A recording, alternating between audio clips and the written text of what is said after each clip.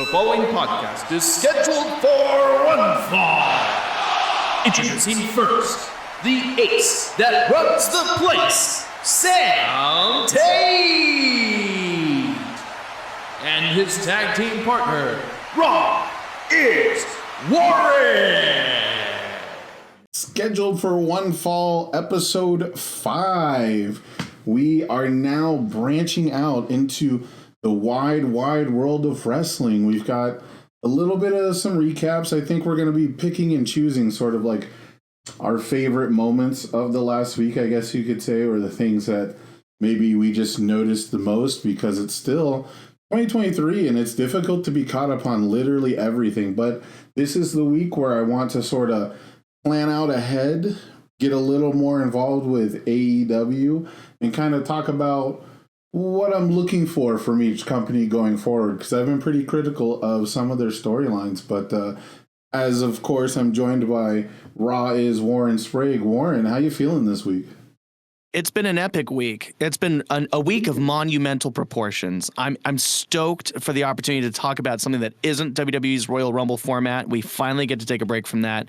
And there's always plenty to talk about in today's wrestling climate. Thank you for having me, Sam.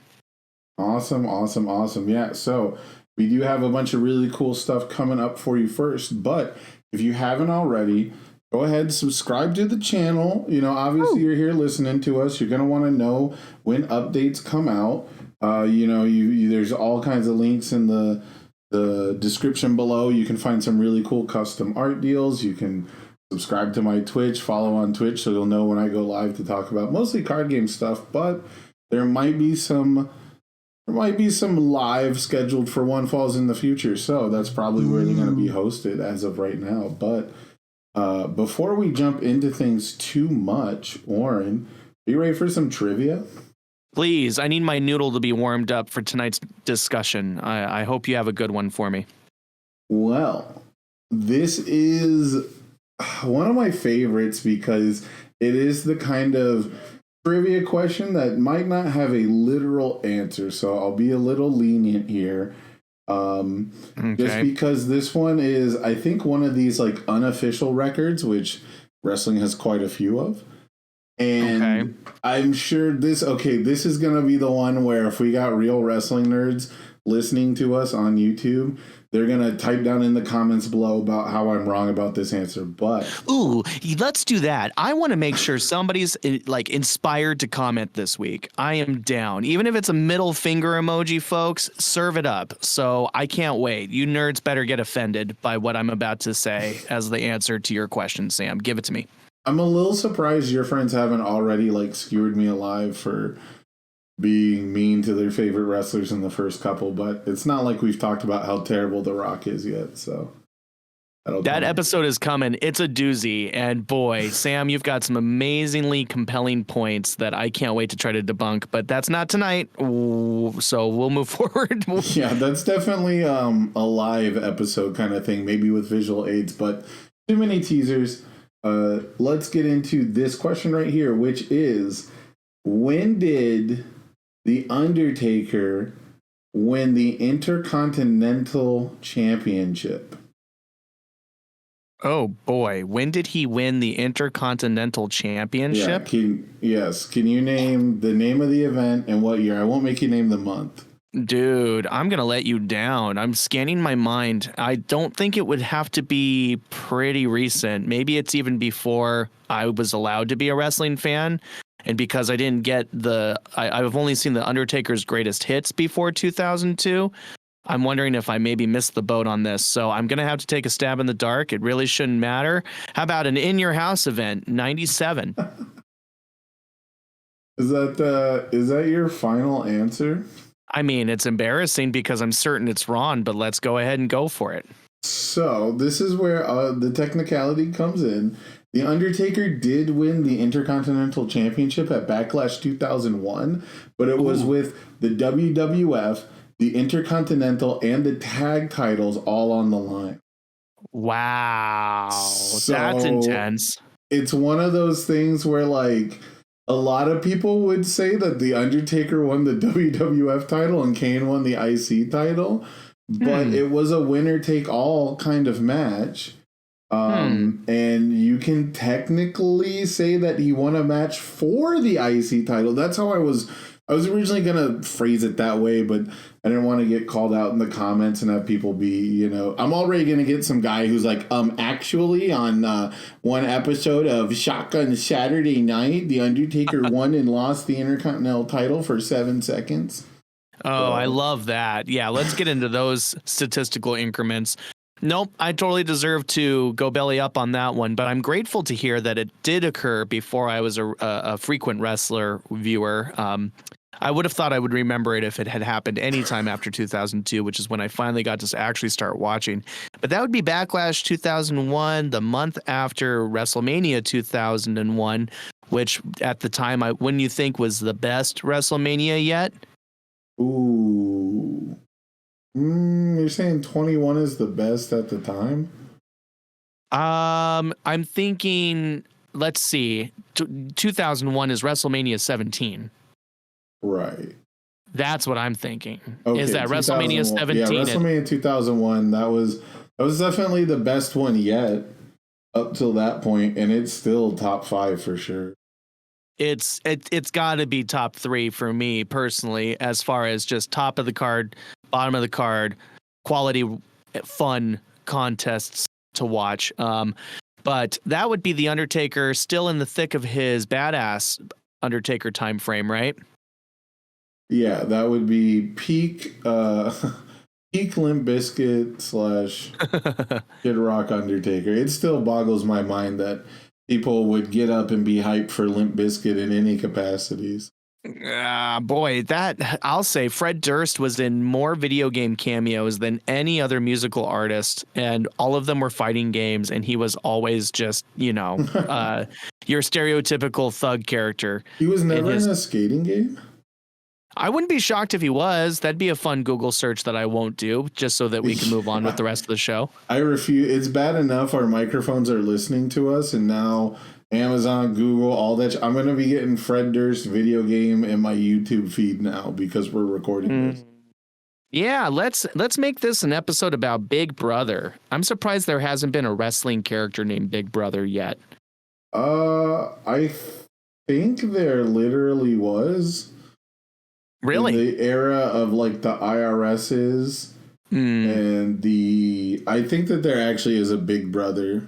I don't know if it was like super heavy handed that he's like the government is watching you, but I think it was. For the record, while we're on the topic just briefly, that was my favorite cameo from the WrestleMania or the Raw 30 episode a week and a half ago. IRS doing the Yeah. I was so thrilled to see him and Ted DiBiase show up and be on the same screen as JBL and all the other legends in the background. That was a cool moment. I almost feel like that was one of the more underrated strips of story from that specific episode. Very fun. Yeah, great to see IRS. Wait, Bray Wyatt's dad. It's shocking that Bray Wyatt came from such a simple character creator. You know what I mean? Yeah. IRS is so direct. Like, there's nothing that you can expect in life more reliably than taxes outside of death. So it's just such a fun, simple character for him to roll with for the majority of his career and to build a legacy off of. And Bray himself being somebody who's got such convoluted, twisting storyline strategies, I feel like, man, how did that happen? Who was mom? You know what I mean? Yeah, it's pretty on the nose for early February for tax season coming around. But before we spend the first 10 minutes on IRS, right? What would you say is the most important storyline in pro wrestling today right now?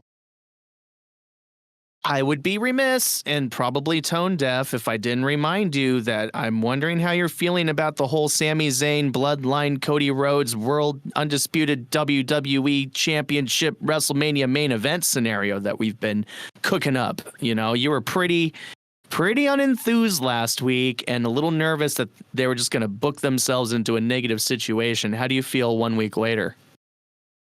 Well, they haven't done a whole lot, right? It's been Sami Zayn showing up to thank Jay for not putting the boots to his ass and You know, just they're kind of letting it cool off, letting the mystery go through, which is fine. But it doesn't allow me to really change my opinion just yet. And I gotta say, it's mostly just based around. It's mostly just based around the fact that I hate the idea that everyone liked Sammy's work so much as a shithead heel, sucking up to the biggest heel, that people were chanting his name, and then he just does the right thing and everyone just continues to cheer for him. You know what I mean? Like I don't like bland babyface Sami Zayn. I liked shithead heel Sami Zayn. That's what made me super interested. And this is the kind of thing that killed any ability. Like, I went through this with Randy Orton in like 2003, 2004, whatever, or it had to be post 2004. But, you know, when Orton had his face turn, I felt the same way. I'm like, you know, but, you know, like everyone was booing Randy Orton. He does one good thing and all of a sudden they start cheering him. It was the absolute definition of fickle. It's why we can't have nice things as wrestling fans. It's why bookers and wrestling companies, they don't respect us because we're willing to, you know, just point and cheer at a guy just for doing one singular good thing just because we like him. Interesting.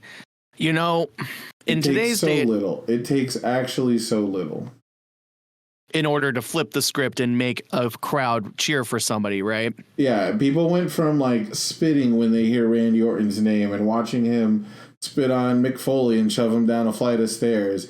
And I feel like ever since then, it's been, you know, just proven more than anything that you can just flip a guy in the main storyline as long as he turns on a big enough heel. Well, I think you're just calling out the ADD within professional wrestling fandom that's come up because social media and the internet have made it so possible for a fan to feel like they're part of the in crowd, you know, to be in the know. And it feels like because WWE would make that easier by really not caring about the continuity of their storylines unless it was quite purposeful for them to remind you, right? Usually in a promo package right before the big match at the latest pay-per-view.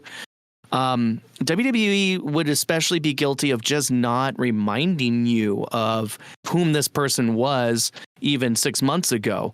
And I do see that changing a little bit here in Triple H's regime. This is a great opportunity for it to truly change because, well, hopefully there is still some of that sniveling, entitled, you know, braggadocious for no good reason Sami Zayn somewhere in there. But it's going to probably be on hiatus for the next 30 days as the challenge was officially laid down for Sami to face Roman in Montreal at Elimination Chamber, which, I mean, I'm getting flashbacks, if I can, to Eddie Guerrero and Brock Lesnar in 2000. That had to be 4, right? When Eddie won the title as a complete shocker. I'm wondering if that happens just for the hell of it. Yeah, I think I guess it just bothers me that, like, I thought maybe this time Sami could stay because, like, people had started to cheer for Orton a little bit, I guess.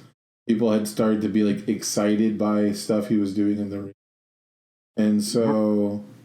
Or at least respecting him for what he'd done to that point. And like, the RKO was getting hyped. Like, it was getting pops, you know? That move has been celebrated more than I expected it to be because the Diamond Cutter's been around forever.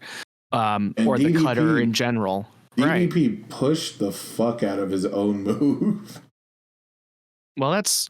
I know you haven't watched, like, a ton of Nitros, like a ton of the Monday Night War and shit, but if you watch DDP talk about his character and the stuff he did, like, he went out of his way to put over his own move and make his entire storylines, like, about the Diamond Cutter and how it comes out of nowhere, and it just, like, you know, not having that context, really, when I watched Randy Orton the first time, it makes it, like, so much worse. Like, looking back on it, it's like, damn, dude, this wasn't even, like, original. DDP had just lost his job. Right. If anything, Randy's performance of the move by leaping into the air to catch the guy throat first differentiated it enough to not simply call it a diamond cutter in most conversation circles. Do you remember the running version? Oh, of course I do. I think it was only in video games. I've never seen it. I've never seen it in person. The closest is the one he botched on Chris Jericho, coming up behind him. Oh, I remember that one. I was going to say, didn't that one get pulled out for the WrestleMania 20 win? Didn't he perform the RKO on Mick Foley to pin him? Because I don't think Rick tapped him out, and I don't think Batista powerbombed him. It was the 2-on-3 handicap match, Rock and Sock versus Evolution. I feel like Randy hit the running RKO on Mick real quick to get that win, and it wasn't pretty then. But maybe, yeah. As he's built a legacy of in-ring legitimacy, as far as being in at least on the stage with some of the biggest names of the business, and certainly winning matches above them. You know, I felt like the popular crowd just started to really respect when he could whip it out in the RKO out in a like random way. You know, just out of nowhere is that key phrase that I think put the move over and really had it catch fire years after its inception, honestly. Yeah, it's just really interesting to see the Randy Orton face turn that made me go, wow, people really just are super fickle and don't give a shit about anything that happened 3 months ago. You know, like, I know that wrestling is about character-driven stories where there's a good guy and a bad guy and it flip-flops and, you know, stuff like that. But, like, just seeing it, and it came because he got kicked out of Evolution. Like, it should, like, it wasn't even like he got one over on people. Like, and this one was Sami Zayn too. But like the parallels are just really weird. They're really interesting. Mm-hmm. And the biggest difference is that I am a fan of Sami and I'm not a fan of Orton. And people are cheering for Sami way more because it's more socially acceptable now. But it's rubbing me the wrong way. It's giving me the wrong vibes. And I feel like now the Sami Zayn character doesn't exist. We have wiped everything clean. Unless he teams up with Jay, unless they do like some weird thing with Jay Uso, which wasn't even the one he's tight with, right? It was Jimmy. Am I racist? Did I get it wrong?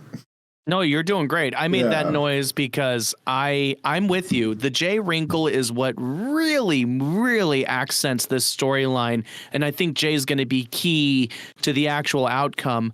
And I would love to go back to my what if, because I feel like Jay is going to be pivotal in anything that happens that results in Roman losing the title, period. Right. And I think because of the connection he built with Sami and how that story progressed, I really do think we're in for a shocker and an incredible feel-good moment if you're a fan of watching Sami Zayn hold the WWE Championship. I think they might happen at Elimination Chamber and swerve us a little bit. It would be cool. I'm down for it. The only thing is I would double, triple, quadruple down that Cody doesn't beat him and turn him into a transitional champion. Because a big thing people were afraid of with Eddie is that he was just going to drop the belt at Mania, and they just didn't want to have Lesnar versus Angle again.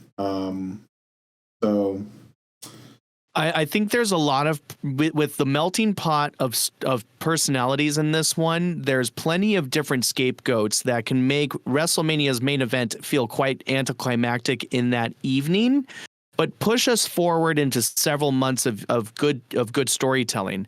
So, you know, outside of the bloodline themselves, I'm going to separate Jey Uso from that pool for now, because he's in this state of turmoil.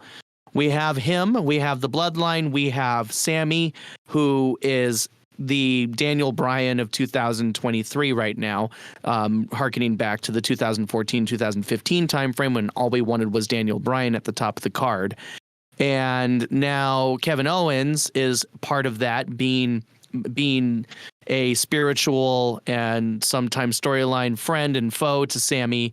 They're connected. It's how that works. Something could be involved there with Kevin. And then Cody himself, of course, waiting for his opportunity at WrestleMania. There's enough pieces here that we really don't have to let anyone down.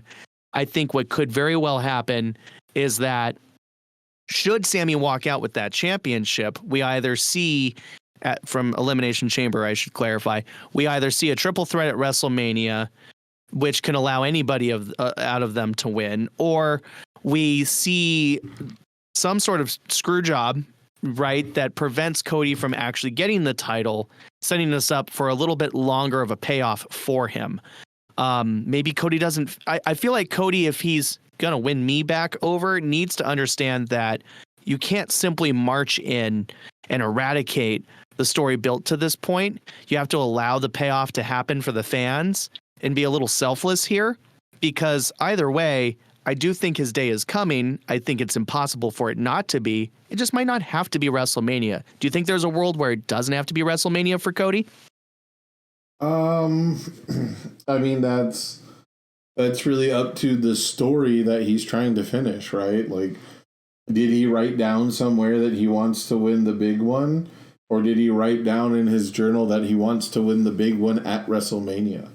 You know, that's basically only something that he can answer, and he might have already, which is why it makes so much sense from a storytelling perspective to not have him win at Mania right this year and have the story be something that he, like, it's so weird because every wrestler tells you, I'm going to WrestleMania, I'm going to win. You know, they're like, I'm going to go to the Royal Rumble, I'm going to win, I'm going to qualify, I'm going to WrestleMania, I'm going to win. And only, like, the most boring fucking wrestlers ever really, like, do those promos and then have those things just happen for them. Right. You know, John Cena called his Rumble win one year, and it was like, yeah, okay, he came in at the end and he won. It's, it's the kind of thing where if the whole story is just, I'm going to go to this main event and I'm going to win, that maybe that's an indie thing. Maybe that's like a thing that works on the indies because everyone's just here to watch wrestling moves, but that just doesn't seem that cool. Right. It doesn't seem like the blow off that it should be. Now, on some ways, I'm going to say that it really is an amazing payoff. If you're looking at it from the Drew McIntyre level of broadness, where Cody was underused, underrespected, underlooked, underappreciated, and then he got the chip on his shoulder that took him out of WWE and had him travel the world to have what, yes, you've mentioned last week, nobody's favorite wrestling matches, but still his aura and his story and his prestige has hit much of the WWE universe and wrestling fans in general because they want to be able to see him win the big one, which he never did He never did in AEW. He never got that world title, which he only wants this one. It's that level of story that, yes, he might be trying to finish, but in the year-to-year storytelling of WWE, which really has only been year-to-year since Roman started this run, it's amazing how long-term storytelling has really hit for WWE through the Bloodline saga. Right.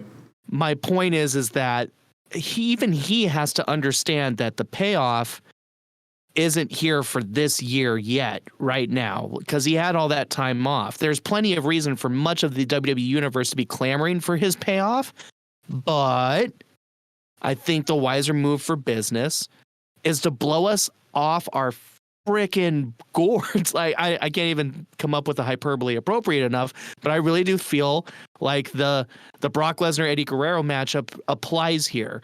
Roman is so dominant and so over and so intimidating and so powerful with a 2-year plus reign behind him, no pun intended. So give Sammy the win in his hometown to absolutely ignite the place, but do it in a way that enables for this story to continue into WrestleMania. Do it because Jay decides to turn on Roman, or do it because, well, that might be all I need. It could be Jimmy, right? Jimmy and him were tight. Right. Well, I mean, what do we do with those tag titles becomes another question. And I would totally believe, I mean, who knows? Jimmy could go with him. Yeah. The thing is, Roman beat the shit out of the Uso twins in the beginning of this storyline. And you mentioned real quick, you mentioned it last week, how it's shifted to be a main event Jay storyline. And I think you're absolutely right. I think there's real danger that once Roman's done doing what he's doing here in the next couple months, dropping his title and giving it away, I think Roman disappears, maybe to take a long-term hiatus. And part of this, or maybe to go to Hollywood because he's getting there. Mm-hmm. And I think part of building Jay this entire time, this literally entire time, is to allow him to be main event Jay with Roman out of the picture. And Jimmy doesn't seem to have that ambition, and that's okay. You know, teams like the New Day have proven like you don't need to break up to be successful. And Jimmy owes nothing to anybody. And Jay may just want more. And to be able to replace him, and maybe Solo too, for that matter, Solo Sikoa, like there's so much that they've done right with this storyline that it could still create stars within the bloodline with this long-term payoff. Thank you. I'm done. Thanks for coming to your TED Talk. Right, pretty much. I'm just so excited. There's just so many ways that I think we can all get what we want still. Go ahead. So, in my head, the biggest swerve, the best swerve, is that the entire bloodline sides with Sami Zayn. He became friends with Jimmy, right? They were super tight, and he earned their trust.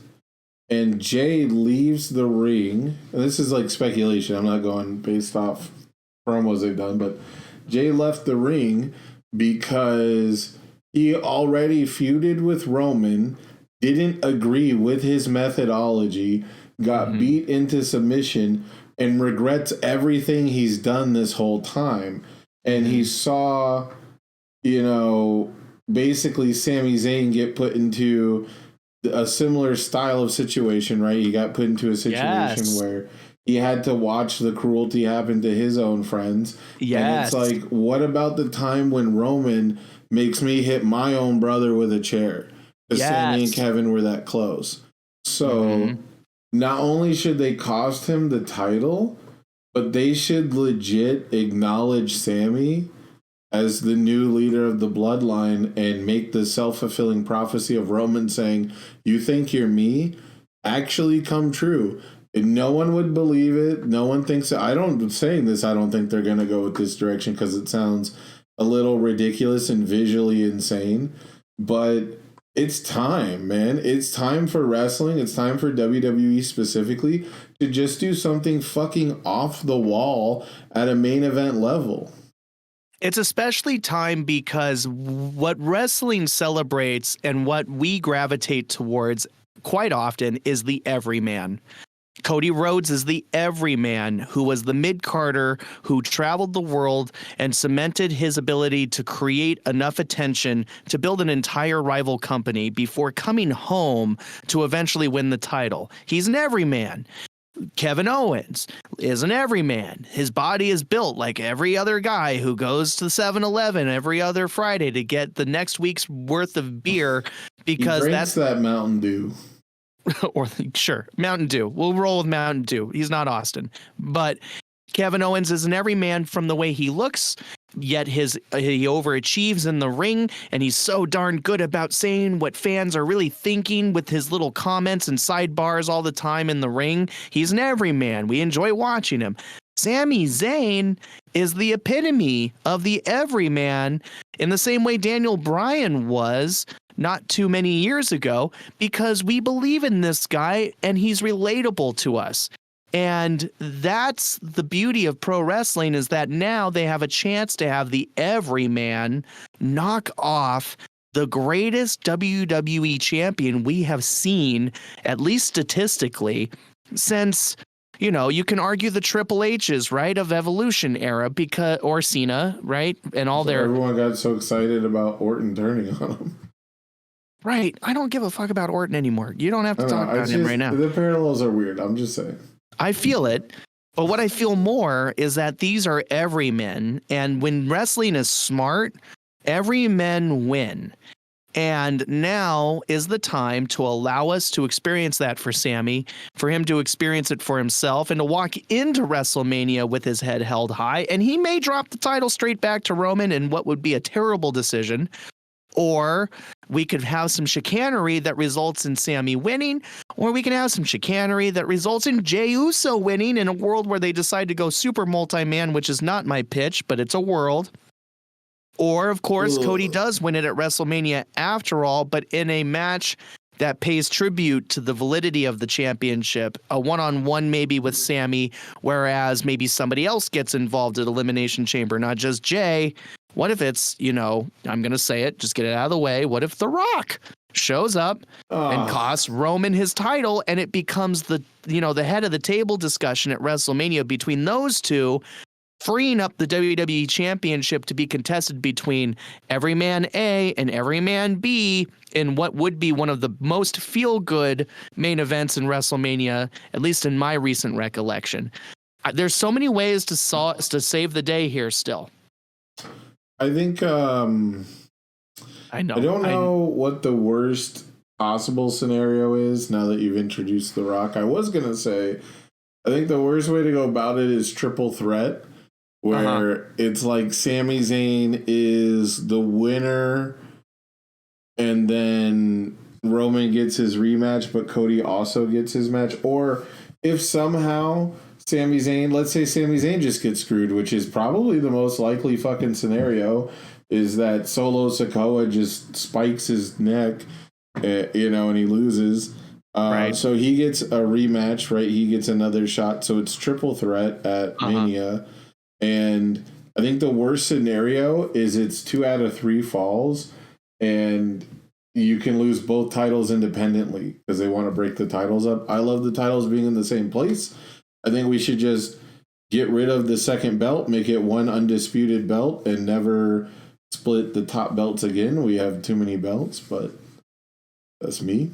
I mean, from what we talked about with Raw doing such a good job of elevating the U.S. Championship to a quality strap, I agree with you that we don't need to split the belts per se, and that we should unify them into one fresh design with whomever comes out of this storyline on top.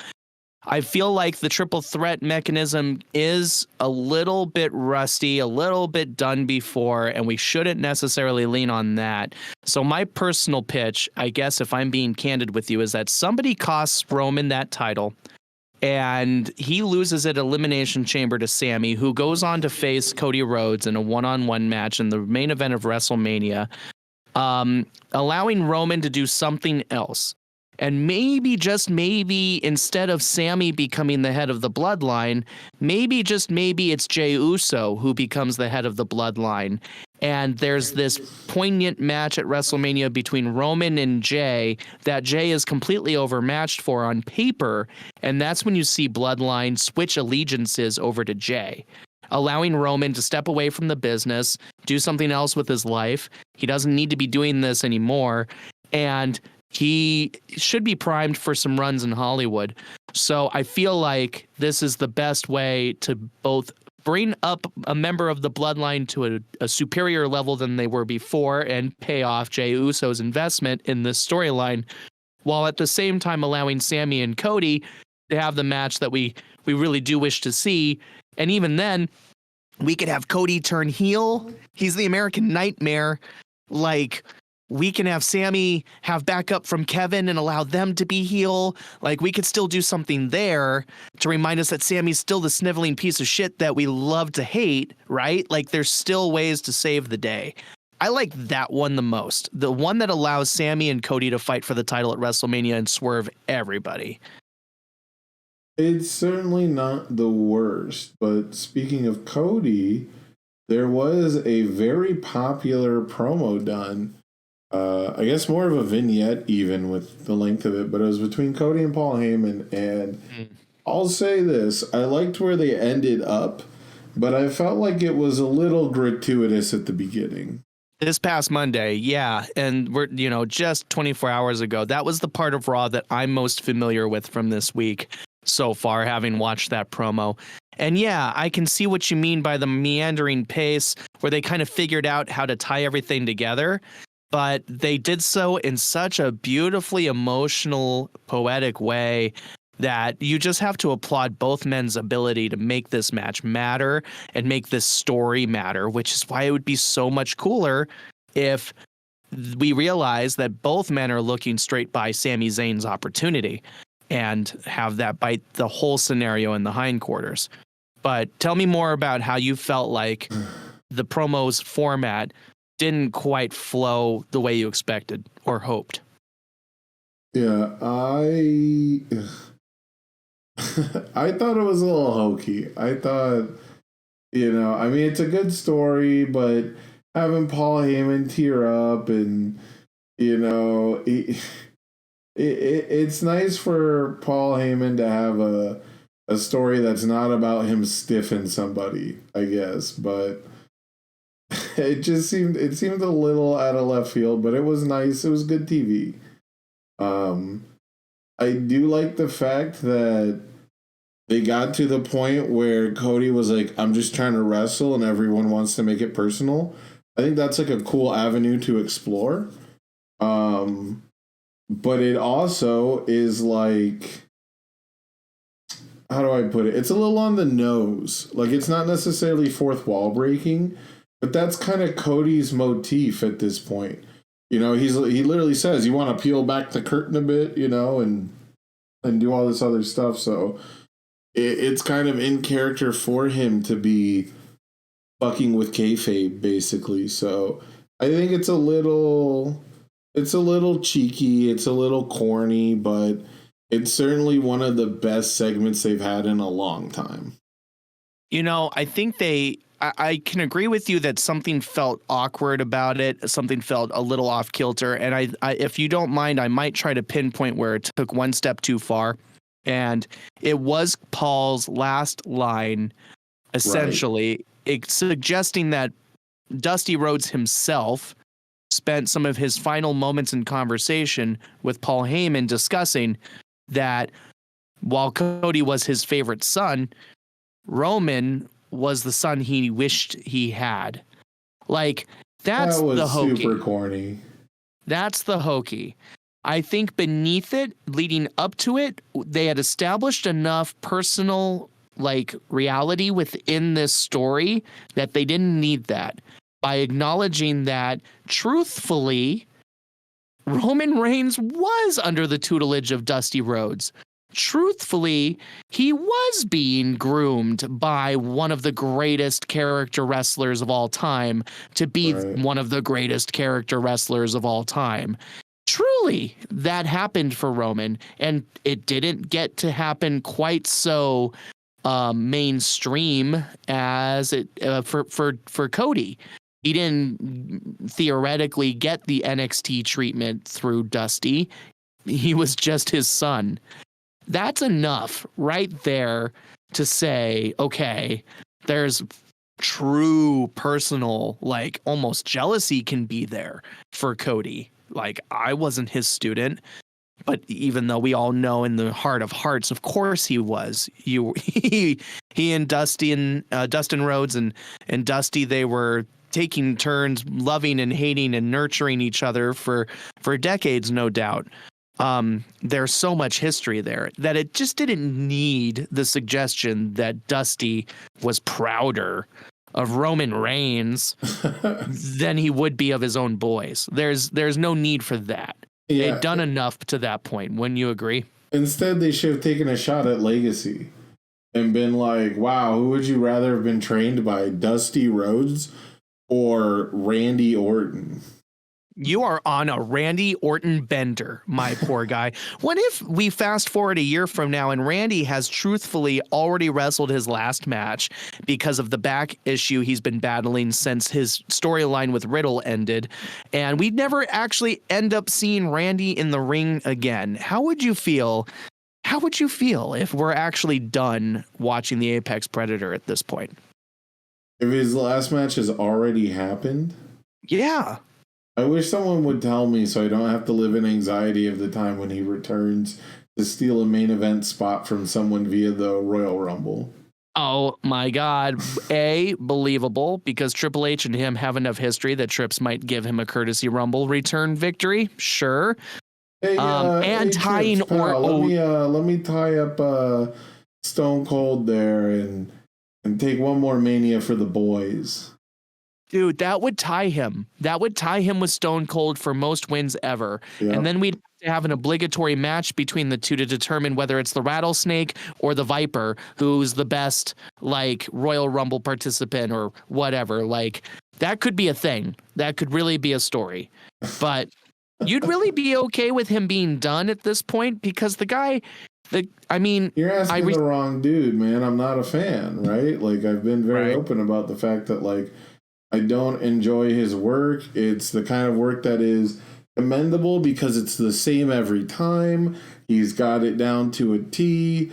He doesn't hurt people as far as I know. You know, I've never heard of a story of him hurting a guy. He's very safe.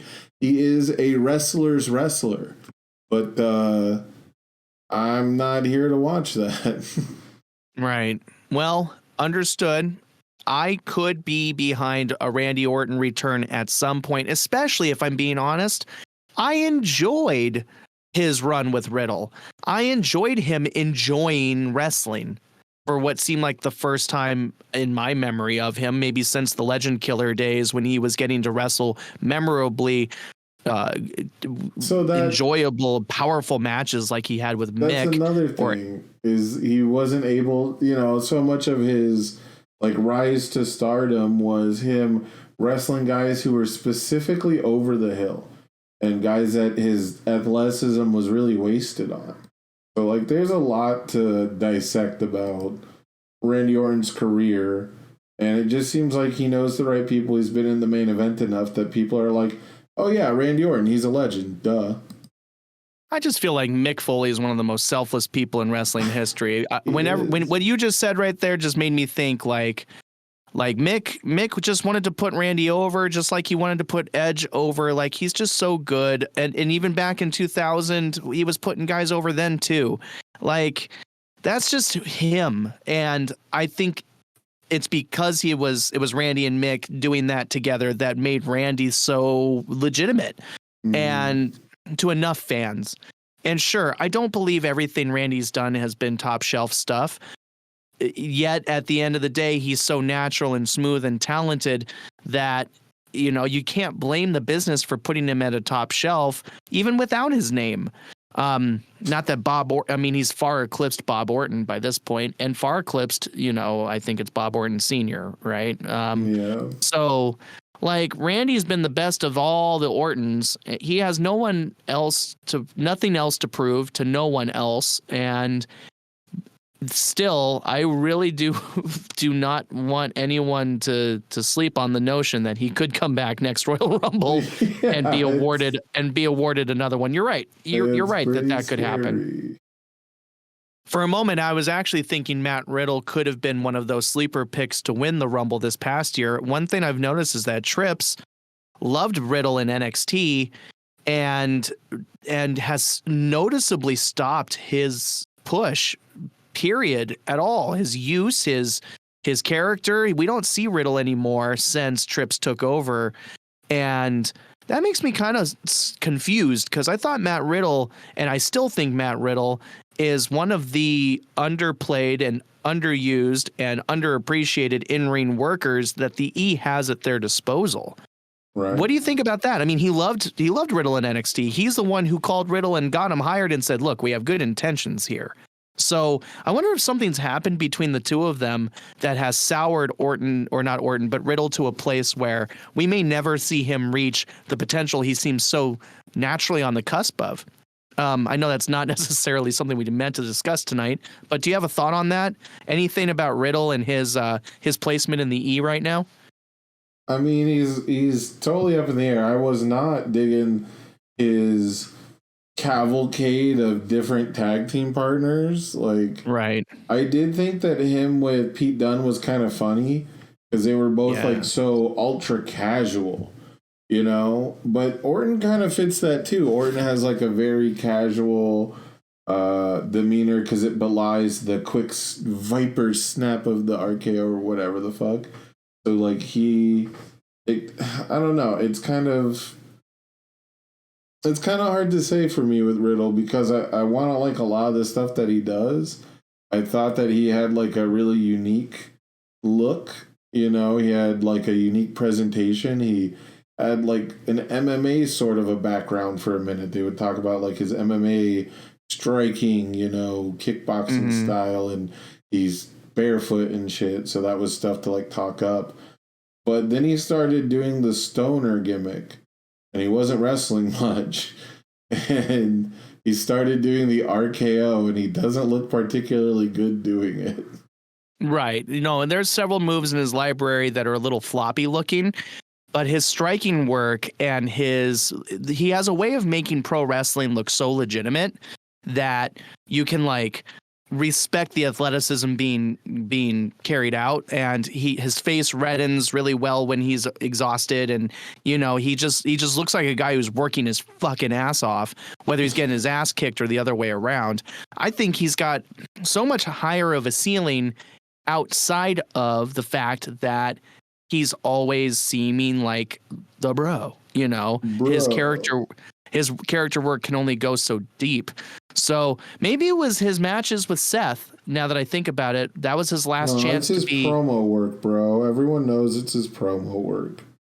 Mm-hmm. Yeah, that's why they gave him the bro character, because he could pull off rolling up on a fucking scooter and go, "Hey, Mr. Adam Pierce, wouldn't it be kind of sick if we had ice cream?" Like, tell me I'm wrong that it wasn't the fucking promo work that made them, because he did that shit with Seth Rollins where he got angry. He got really angry, and all of his promos were fucking straight garbage. I think they tried him, allowing there to be a stiffer texture to his delivery and a meaner attitude underneath, which I would applaud on paper. And I think it might just be that I didn't, you know, really absorb whether he was good at it or not, that we might have differing opinions here. But I think if that character has enough edge to him, he's just as compelling as any other upper mid-tier player. And as a matter of fact, since he's been gone for a while, maybe he comes back completely ruthless. Maybe he's had a drink from the Ken Shamrock pool and he's coming back truly just an MMA guy, busting people around, and they take a while to reintroduce us to any of his likable qualities. Maybe he gets a mouthpiece, as a matter of fact, to just keep him away from the talk and just pay tribute to precisely what he's legitimately good at in there, and that's putting on very physical, strike-heavy, believable matches. For Maybe me, he joins the Bang Bros. Banger after banger after banger. I wouldn't necessarily hate that, if I'm being completely honest with you, because it gives him. He and Sheamus would put on fantastic work. What happened to the Brawling Brutes? You mean the Banger Bros? Are we talking about McIntyre? No, I'm talking about the Brawling Brutes. Okay. This is the problem. This is what I'm talking about. They had a really nice stable. It was getting over. People liked it. And then they went, Pete Dunne's too small and that other guy sucks. Put him with Drew McIntyre. Call them something. Now the Brawling Brutes are a fucking afternote that come out with him at the Royal Rumble for 1 second because he's the fucking first guy on his birthday. I'm not going to say that they're dead in the water. I think they got work on Monday. They wrestled a match still as a tag team, and they can still be affiliated with Sheamus. If anything, adding a Matt Riddle to that group does a couple things. It brought in with Pete Dunne. Yes, we get to rekindle that chemistry because honestly, that was RK Bro 1.0 was that shit what was they were. tight because like Riddle would get them into fights, and Dunn was that friend who's like, okay, I'll beat this guy's ass for you. I love the way Pete Dunne carries himself as far as not breaking character and just being that kind of, unexcited, badass, quiet guy. Specifically Pete Dunne, not Butch. This Butch shit is lame. I'm shocked, we're in a world where, Dominic Dijakovic finally gets to go back to Dijak after being T-Bar for months. Or maybe a year and a half, and in a world where I know I hated that. Was that part of the terrorist gimmick? Yeah, that was part of the redemption, or I already forgot their real name. That it just went so bad. But yeah, Dijak has gone back to NXT and has been reborn as a recognizable evolution of who he was in NXT before the Revolution, Redemption, whatever the fuck they were called, incident. I don't know why. The point is, I don't know why we can't just get Butch out of here and just have it be Pete Dunne. I feel like LA Knight got to do that. I feel like so many memorable misnamings have been undone. Piper Niven is back instead of It's the same reason we have to go with Gunther instead of Walter. Oh, it's. I don't mind Gunther personally. I for a second I wanted to fight it, and I know you think Walter's better, and I don't think it really matters. So much better. I don't think it matters enough to me to make it part of my point, but I wish Butch could be Pete Dunne. We knew Pete Dunne as a a year and a half long UK champion who put that title on the map, and that was such a pretty belt, by the way. I think I missed that belt for the way it looked.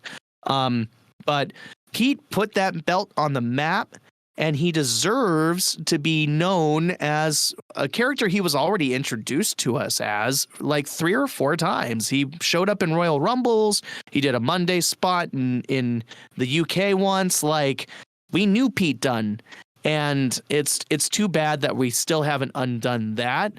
But it's probably only because Brawling Brutes has actually worked. It's one of the acts that actually is doing okay. And I mean that, and I know you don't believe me, but I think it's a good act. No, that's very different between what is doing well on TV and what is good in wrestling. And that is also different than what I like. And, I try to keep the 3 separate things in mind. But, like, for example, on Facebook, scrolling through Facebook, I get stupid wrestling shit that should not be engaged with. And one of them was specifically calling up the name change where people were upset his name got changed to Gunther, but Walter has proven himself to be a star, and so it shouldn't matter, and blah, blah, blah. And, like, 2 things are true about that. One, the name change from Walter to Gunther did not come with a gimmick change, right? It didn't come with a different appearance. It didn't come with a different gimmick. It didn't come with a repackaging, which that's what unless you're calling his weight loss a repackaging, because that's noticeable. He still does the same poses. He's still part of Imperium. Yeah. The mat is still sacred. It's the same character. It's the same presentation. It is. I suppose he trying to even have like new ring gear. No, and he's got a very unique presentation. I talked about that with the Rumble episode, one of the many Rumble episodes, where just the way he moves around the ring, he doesn't move like and Matt Riddle doesn't either, by the way, with guys that we're talking about. Matt Riddle does not move around the ring like a pro wrestler. Right. And by that, I basically mean you can look at FTR. The way they move is like wrestlers. And they would think of that as a compliment, which it is. So it is. So it did not come with the repackaging, which is what most people are really upset about. And then 2, of course, he's getting pushed really hard. Like, that is completely separate of, like no one thought Walter wasn't like a good performer. No one thought that like he was gonna start sucking just because they changed his name. Again, they didn't repackage him and put him in corny comedy bits. They changed his name, let him keep the same character, and he still goes out there and chops motherfuckers for over an hour. Like, It's a very different case, and it just goes to show that a lot of people, and us included, we're probably included in this, especially if we keep doing this, but a lot of people really just like to run their mouth and make a point that doesn't really apply. Like they're missing the main point when people say, "Oh, I don't like Butch, I like Pete Dunne." It's not the fact that he wears suspenders now, or it's not the fact that they call him Butch. It's the fact that I miss the guy with the mouthpiece who was the bruiserweight and who would just shrug and punch you in the face during a promo. Now now his tag team partners prevent him from punching people in the face during promos. How is this working? It's how is it working? He's just amped. The character's different from Pete Dunne because Pete Dunne was very blasé and very reserved and let his in-ring work do the talking. And Butch, by his demeanor, because he's not exactly a promo guy, his demeanor around opportunities to look scrappy, like that's the character. His character is that he's scrappy-do, basically. Right. Let me at him, let me at him, let me at him. And the other guys are there like, I get your point. Like, they should let him at them. Like, I get it. They're the brawling brutes. Go play. And instead what you see is them trying to hold him back and simmer him down. I think that's just the performer doing his absolute best to drive home the difference between him and Pete Dunne, to make sure that this subtle but important change in character that goes along with the name is truly at the forefront of the presentation. You want the feeling that Butch is a live wire, he's out to get everybody, and he's just going to get held back because he's undersized, and the other guys don't want to have to save his ass. That's I don't like the idea that he's gonna get his ass beat at all. It's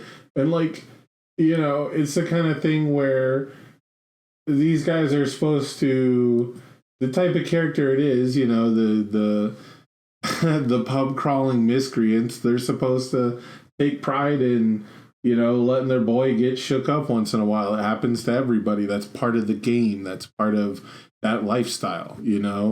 It's not everybody can win them all. They're not all fair fights, I get the presentation. I get the idea that they want a guy who's chomping at the bit, and you can't just let him actually start a fight with everybody. You got to put the Tasmanian devil on a leash. Right. But maybe there was just a better fit for this. Maybe there was someone better to flank the brawling brutes. Maybe someone better to flank that character than two other guys who are also supposed to be brawling brutes. I wouldn't be surprised if the reason why the longevity exists here as far as the Pete Butch experiment is a couple reasons. One, I think Pete Dunne is probably learning an absolute truckload, getting to travel with Sheamus and absorb so many things from him, who, Sheamus has been a top of the mountain guy a couple times and has been all up and down the card in between, and has been everything from a tag team specialist to a failed faction leader. And there's so much to absorb with that. So I feel like this Butch is this part of him is an incubation period, and eventually the skin will be shed. I don't know how long, but the skin will be shed, and we're going to get to see a rise of that character individually, probably as Pete Dunne, where he's really going to be able to supersede and transcend what we've seen so far from him as Butch. It will probably take a couple mainstays near the top of the card to call it a career. It would probably take Sheamus stepping away.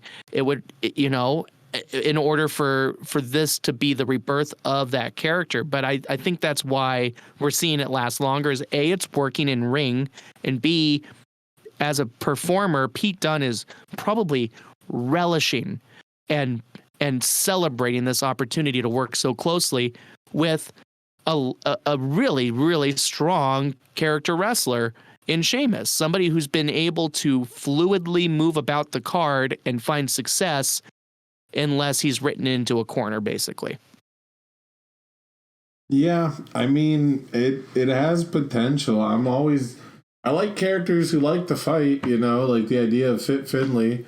My name's Finley, I like to fight. That should be an easy win, Right, and these are very much spiritual successors to me, and they didn't really do a lot with Finley because he was on his last legs as a performer, right? And they're not doing a whole lot with the Brawling Brutes.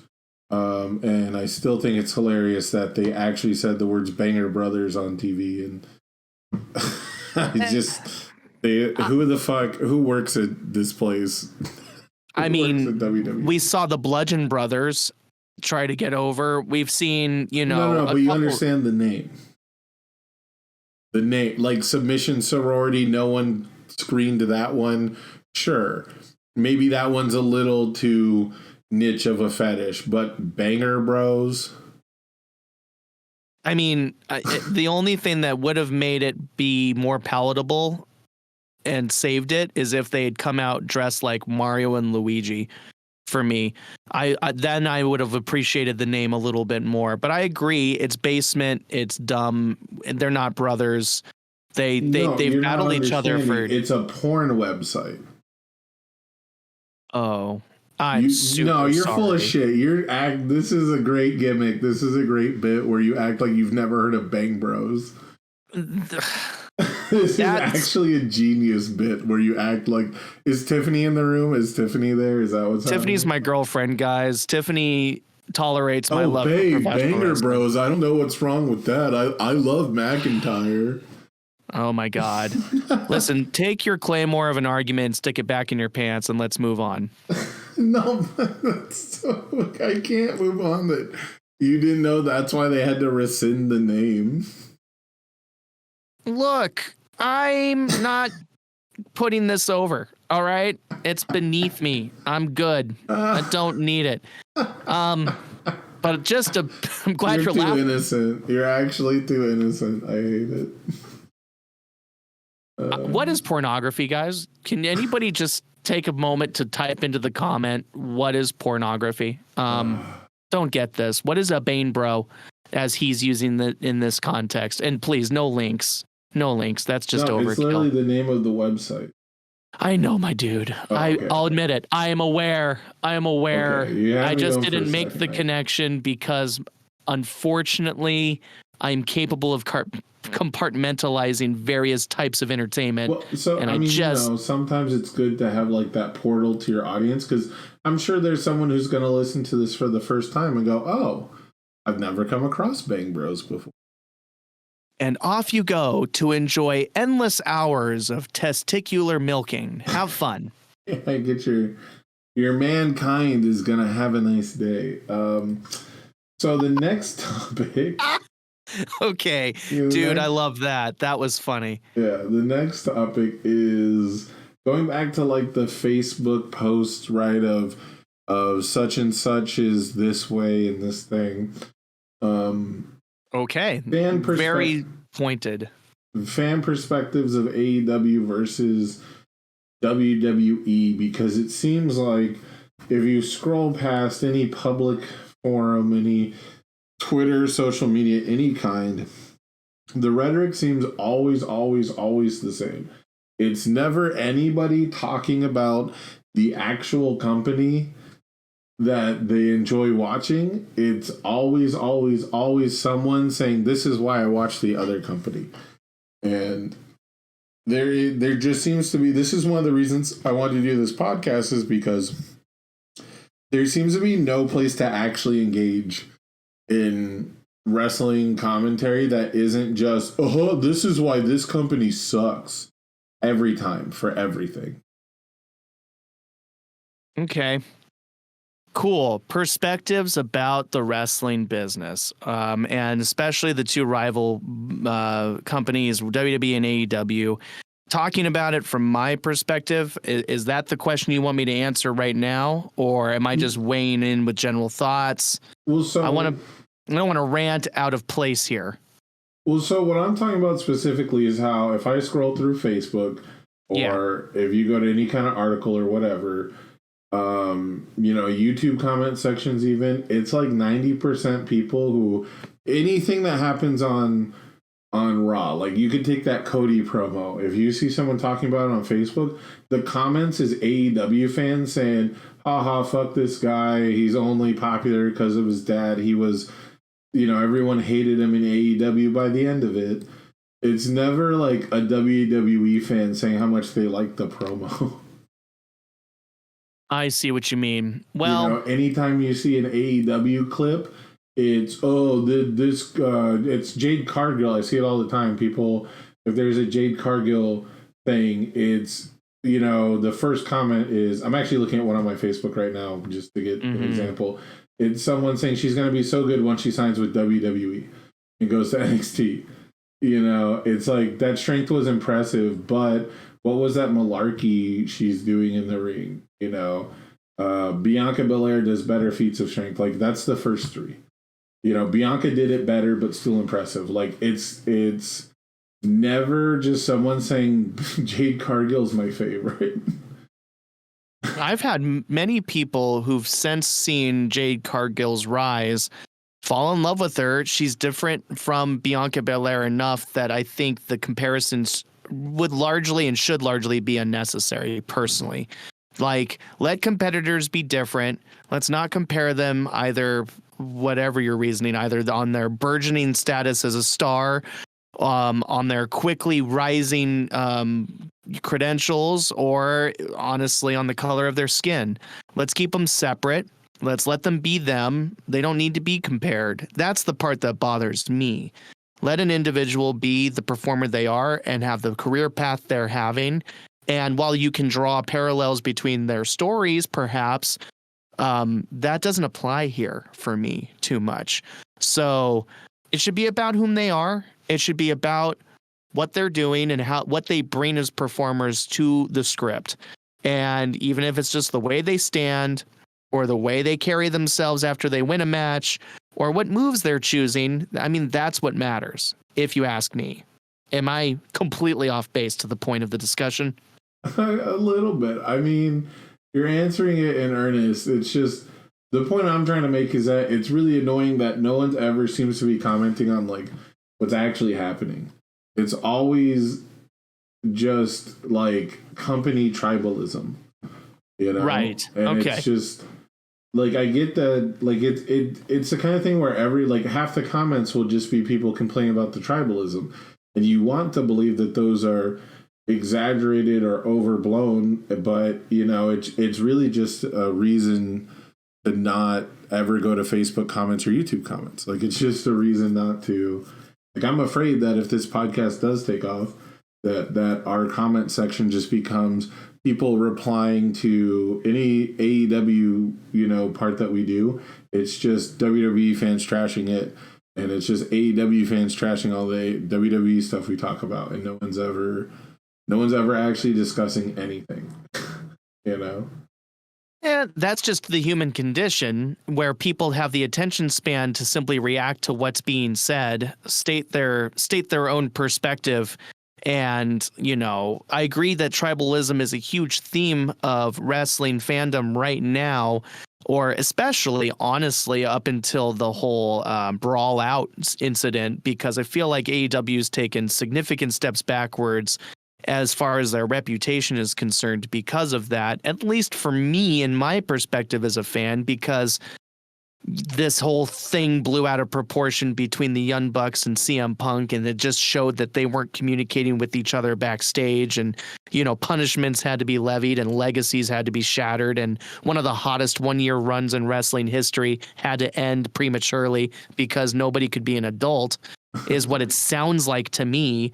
And on top of that, you see a legend like William Regal go to this company, immediately have something to do, and then even more immediately realize, I can't be around these misfits, and leaves to go back to the other company. Like, whoa, that's where my perspective sits, is I'm concerned because the company that was going to market themselves as an alternative to the machine has become a large and poorly put together machine. It's a little scary to me that so many quality individuals in wrestling lore continue to be employed by a company that currently reads to me like a land of misfit toys. It's too bad.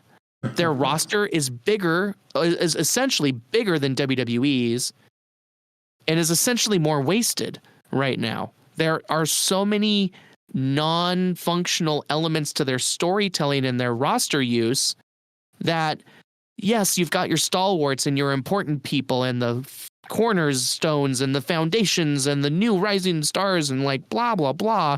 Those guys get plenty of TV time, but none of it has a whole lot of purpose for me. I don't get the purpose.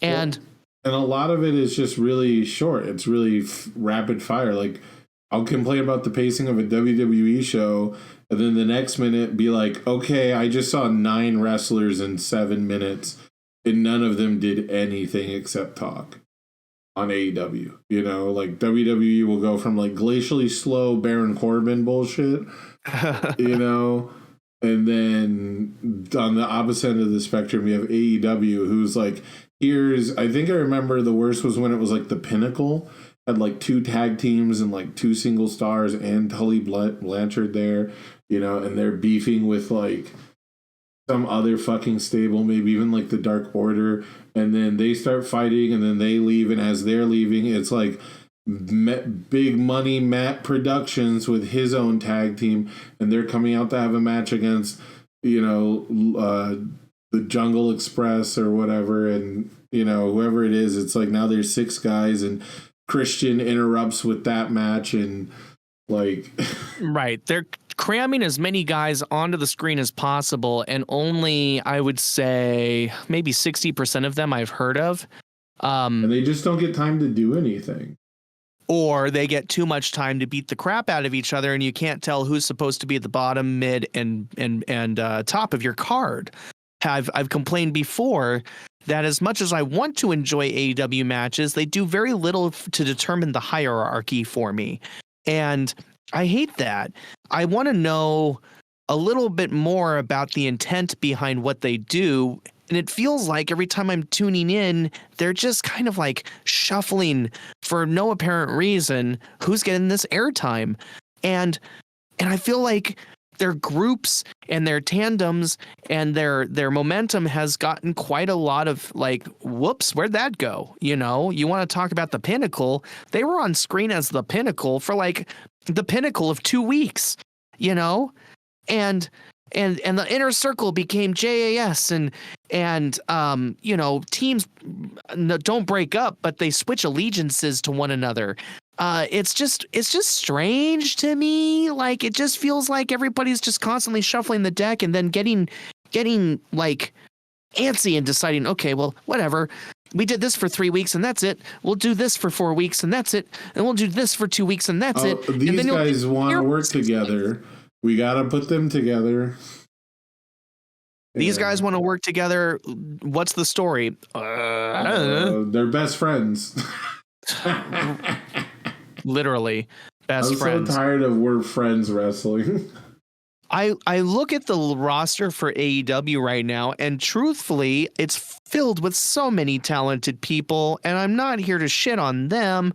I'm shitting a bit on the direction here, the reasoning, the why. I feel like if WWE is winning the race in anything here, it's the why do we give a shit? Because I look at AEW, and while there's so many guys who I wouldn't mind watching wrestle, it's the reasons for their wrestling that often feel just, I don't know, undercooked. Stakes. There's no stakes in AEW. Undercooked, man. Undercooked. I want personal vendettas. I mean, we see a couple of them. Moxley and Hangman Page have some good bad blood that they've built there, and that's a thumbs up. Here you go. I appreciate that. MJF puts fantastic promos together, and I love his character work, which, sidebar, if I'm being honest, it just means he's really good at being a dick. Okay? So, like, big character work. I mean, most heels in wrestling are just dicks, but he's one of the best dicks that we've had in a couple of years, maybe, at communicating his perspective and building stories into why he's a dick, but he's still just a dick. Like, I loved his payoff, finally getting a coronation to be a champion. Not sure what we've seen since, right? Like, help me, but what was his last major title defense? Crickets? John Moxley some more? Like, you are asking the wrong dude. Isn't that strange? That's the thing, man. It's the why that isn't being fed here. And it's too bad because there's plenty of potential up and down the roster, but it's bloated. It's bloated and it's forgotten in many places. And it's just like they all have very unique textures to what they do when they're getting that love. Like Hook wrestles like Hook, and Jack Perry wrestles like Jack Perry. But the guys against them, they just like they don't do anything for me. There's no color, there's no reasoning, there's no why. So that's my perspective, is like AEW is the wrestling show more than anything, but WWE is where it matters, if I'm being perfectly 100% honest. Yeah, and I feel like that could change with just some difference in presentation, but sure, you know, AEW is so committed to just including so many people and doing and letting them do things their own way that I do think that some structure, just a little structure, just some framing structure could really be helpful. And that's as a creative myself, right? Like that's as someone who has wanted to do creative things to create media myself. And I guess just as a content creator, sometimes having that outside voice is just really helpful. Sometimes just, you know, you're not going to appeal to every audience. You're not going to have the same sensibilities as other people. So getting that outside perspective and getting, you know, just details from outside sources is going to really enhance your product a lot. So I think that there's a lot of like, Joel, it's up to the two wrestlers, and really that's up to the veteran wrestler a lot of the time. And that's really cool, but you end up with things like, why did these guys fight in the first place? Amen. And we need those answered more, because it's the stories that draw me in personally. I mean, I need that more, guys. I do. I'll quit saying we. I want to know why I should care. There are a couple characters that are ready-made with some of that. Truly, whether it's their longevity in the business, Chris Jericho, or if it's their own unique path to superstardom like Moxley, or it's the way that they were grown from little baby star to cornerstone of the company, Hangman Page. Like, I get some of them, sure, but the whole roster needs more why. And adding belts isn't enough, is it? They just keep throwing belts on television. Who's the 6-man tag team champions right now? Do you really don't know? I don't know. Do you actually know? I'd be more surprised if you knew. It's the Elite. I thought it was Dalton Castle. Last time I looked, it was Dalton Castle and the boys. I think that's ROH's specific trios championship. There's an I know. ROH. There's one for both? I'm almost certain. No, starting to click now. Do I need to do this? Tag team. Oh my goodness. AEW. Also, why aren't they the trios? Is it just because that'd be cultural appropriation? Trios as opposed to faction champions. Like you could just say trios champions instead of saying 6-man tag team champions. I think AEW's is the World Trios Championship, for the record, and it is the God friggin' damn it. Please, I'm just trying to find the answer quickly here for us, friends. I have proof that All Elite Wrestling said that they were the AEW 6-man tag team champions at one point. But that's not on me. That's on the company themselves and whoever runs their Facebook. Yeah. But like, that's my point, right? Like, I can't keep the two straight, and it's on their 3 top guys, their EVPs. And again, granted, it's like, I want to get involved with it. I want to watch the product, but I'm so far at the point where I really wish wrestling was almost like YouTube in a way, where every wrestler just had their own channel, and every match, every segment that they're in was just on their own channel. Mm-hmm. And like, I could just watch Jon Moxley matches. I could just stay up to date with the House of Black. I could just find out whatever Jamie Hayter is doing this week because they're the ones I'm interested in. I'm just going to be less likely to watch your product if I have to sit through another fucking Varsity Blondes fucking jobber match. Like, there's tons of people working, but not a whole lot of sizzle behind the steak. There's plenty of steak. We get it. But there's just not enough. There's no garlic butter. I need some rolls. You gotta get potatoes with steak. It's meat. I'll need potatoes. some chimichurri. It's supposed to be meat and potatoes, and right now we have some of the best tenderloins being served to us, but there is no potatoes. There is no steak sauce. There's no. I was gonna say, yeah, there's no A1. It is that important, guys. It is that important. You know, you have actually the best workers in AEW. That's the truth. Amen. I would pay money to watch Claudio Castagnoli be treated like the dominant in-ring virtuoso he 100% is. That's why I was excited for him to get there in the first place. The virtuoso is Deonna Purrazzo, so slow your roll.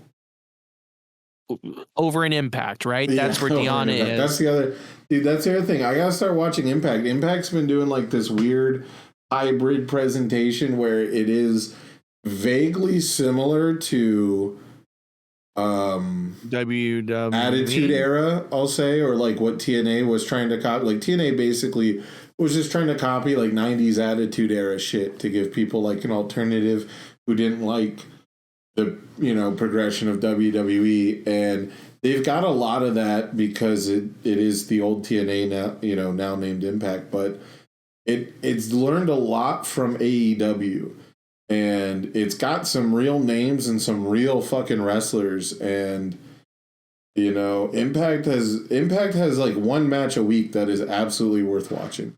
You just gotta find it without wasting too much time. Sure. I mean, Impact has been doing its absolute best to build quality programming, since its inception, and they had a lot of great pieces during their earliest eras. And honestly, I never really regret investing any time into watching them. I appreciate that they've built characters with some longevity and with some history to them so that guys like Solomon Crow can have a career. And I'm grateful that there's enough competition out there in the wrestling world where a company like Impact can kind of exist, where they have enough money to do a little bit of this and do a little bit of that, taking and borrowing from WWE's presentation, but also leaning on AEW's inflated roster and star power and name, right? Because they're open-minded to working with Impact. Like, I'm super glad that Impact gets to still be this cool, fun combination of both worlds and attract quality wrestlers and workers to be their cornerstones where they would otherwise be passed out or passed over or treated like legacy pieces, like guys like Bully Ray or ladies like Mickie James.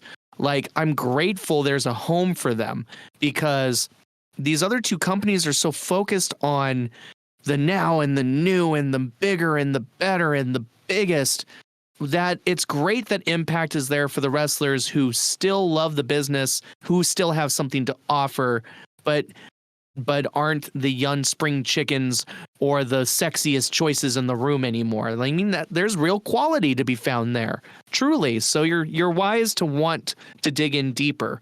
I bet there is a lot more to enjoy than we give it credit for. Or that many unaware fans give it credit for, we'll say. Yeah, and it just sucks because we were so hype in the very beginning. They were putting on real quality stuff because the storylines were just that. It's a new company. You want to be the first champ. You want to make a name for yourself. Guy attacked me. That all worked in the very beginning. And then a year or two in, it was kind of like, okay, John Moxley's just kind of an asshole. And he's just right. down to fight everybody. So it's not hard to get his attention. And then it was Chris Jericho doing musical numbers with MJF. And it's like, okay, it's Chris Jericho and MJF. They've done enough to get a pass. And then it just was giant cage matches and crash pads. Like the waters of Revival is a swimming pool at the Jacksonville Jaguars stadium. Right. Like another crash pad being done off of a cage. Actually, they've done that multiple times. It a lot of the women's stuff is really good, but a lot of the women's stuff is also just like as sloppy, if not worse, than WWE's. Right? We started this whole thing with talking about people criticizing their TBS champion Jade Cargill, who's like on a super undefeated streak. I think it was 50-0, or she's like 49-50-0 by this point. Mm-hmm. So, I mean, there's a lot of stuff to sink your teeth into, but it takes me so much time to skip the shit I don't want to watch that I almost don't fucking save any time. Right. It's fair. Well, that's just the sheer amount of content there is across all these various platforms for us to try to keep up and appreciate. And, while you were saying this, I brought up Impact's roster, and that some of the best work is being done by Steve Macklin, right? Over in Impact. Have you heard his buzz about how he went from being Steve Cutler in NXT, from the Forgotten Sons group, right? Somebody who was never really going to be a top guy. And now in Impact, he's doing some of the best work in the company and getting such steam that, you should be wanting to tune in to find the quality, and making it as easy as possible would be great. But unfortunately, instead, we've got this boom of an industry that's just pouring content and hiring folks left and right, but not putting too much why into how it should affect us, at least with AEW. I know I'm getting scatterbrained. I truly do.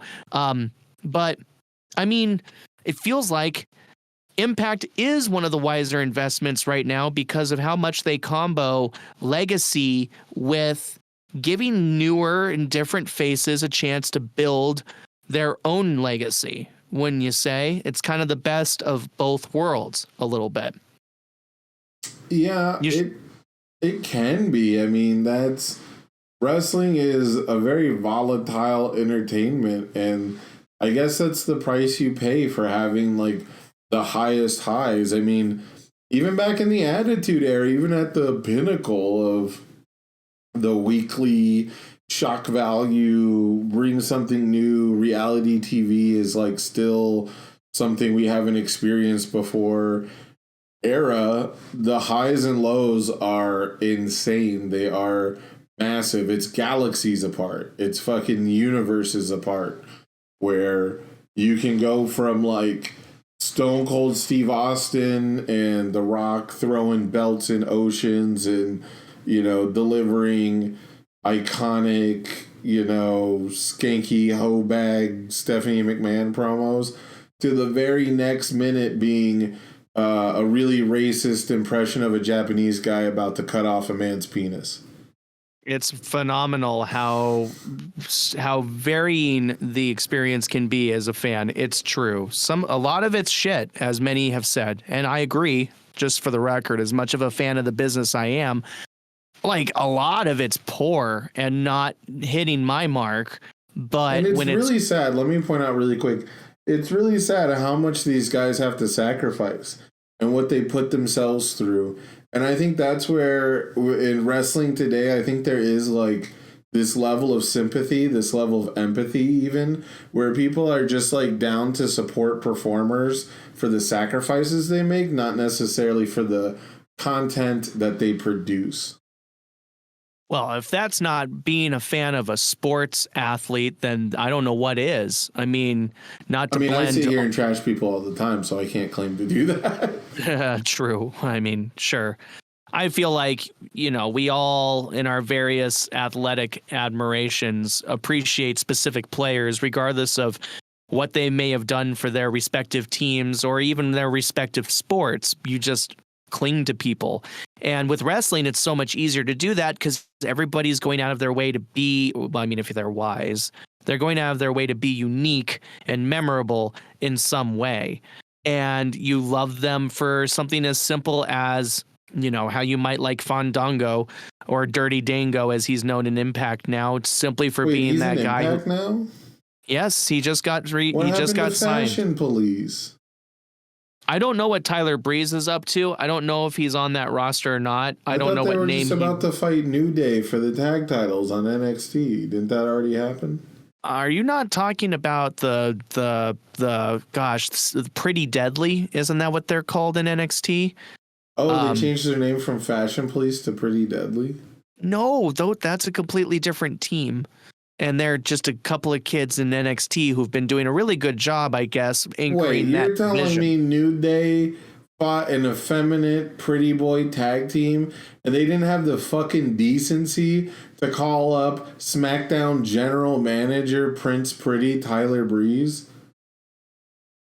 I don't remember Tyler Breeze ever being SmackDown general manager. It's on the up, down, down SmackDown versus Raw. Oh, thank you. Thank you. They do a GM mode. I'm diving into the deep lore, baby.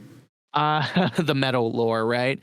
That's the only place I know Tyler Breeze is still hanging out with WWE guys, period, is through up, down, down. What a missed opportunity.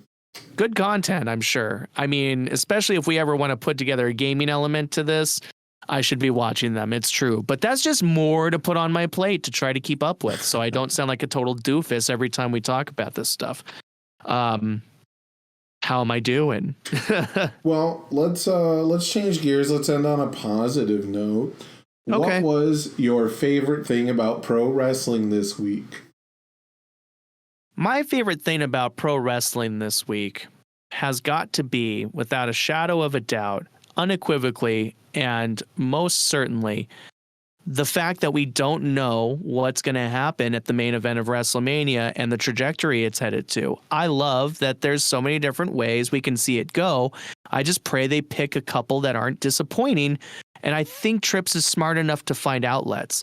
But for some reason, I'm wondering if that's what you were trying to build towards. What about you? It's tough to say. I think my favorite thing was seeing Lita again. Just because it's kind of like a feel-good thing. It's nice that, they get a paycheck, they get to make an appearance. You could have done a bit more, and I'm not particularly a fan of the way that the cage match ended. But if you're gonna do a very normal, very common interference style finish, doing it with like a cool return is a good way to do it. And it just so happens that Lita's one of my favorites, so I'm biased. Yeah, I'm going to go ahead and let you fill me in the same way that, you were able to skip a Bray Wyatt match, thanks to me. Tell me, because I didn't get to watch specifically how that cage match went down.